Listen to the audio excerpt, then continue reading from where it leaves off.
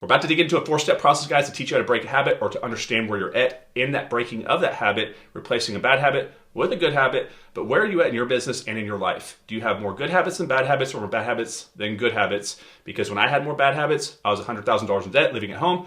When I changed these into good habits, I became a top entrepreneur making millions of dollars. So I want to tell you guys the step-by-step process here real quick so you can understand it, where you're at on how close you are to breaking a habit, or even are you aware that you have the bad habit. So here they are, guys. 1, 2, 3, 4. Number 1 is this. We're gonna use curse words and cussing for this example through all 4 steps. But for number 1, write down awareness. The awareness that you have the bad habit. The number 1 reason people don't break bad habits, including myself, was we were in denial that we knew we had it, but we didn't want to think about it and pretend that it wasn't there, or we just had no awareness that the habit that we had was a bad one for us, our friends, our family, our bank accounts, or our health. So the first thing is, in order to break a bad habit, you need to have the conscious awareness that you have that bad habit. And many times it comes from the external world. A family member, a relationship, a friend, a partner. Someone says, hey, look, man, you're cussing too much. It's impacting our business. We're losing money. Or, hey, you're cussing so much, man. I'm losing respect for you. I used to think you're a smart person, and all you do is drop F words, right? So what happens is somebody around you is going to bring to your awareness, hey, the habit that you have is causing actual problems, not just for you, but for everybody else. And this is step 1, saying, hey, I'm aware of this. Maybe I should try to fix it. Now it's step 2. Here's number 2, guys. Number 1 is the awareness that we have the bad problem. Number 2 is that we're aware that as the problem is happening, we're trying to stop it, but we haven't yet stopped it yet. This would be where you're saying a sentence where you drop an F-bomb and you're in the middle of a sentence and you feel it coming as you say it, and you're saying it and you're thinking about it, saying don't say it, and you still drop the F-bomb, right? You're aware as you're saying it, you wanted to stop it, but you didn't have the control to stop it yet. So this is stage 2. Stage 1, be aware that you have the problem that's negative. Stage 2, be aware while it's happening, but also that you're aware that you're trying to stop it. Now, what do you think number 3 is? Here's number 3, guys.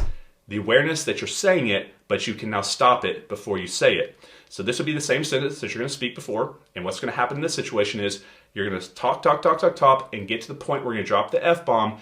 And instead of dropping the F-bomb, live time, you catch it and you redivert that sentence into something else using not the F-bomb, but something better to fill in that spot with. This is the 3rd step.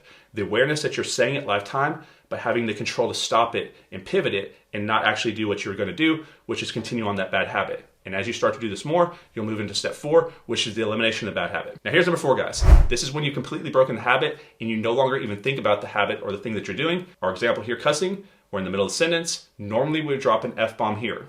But what do we do now instead?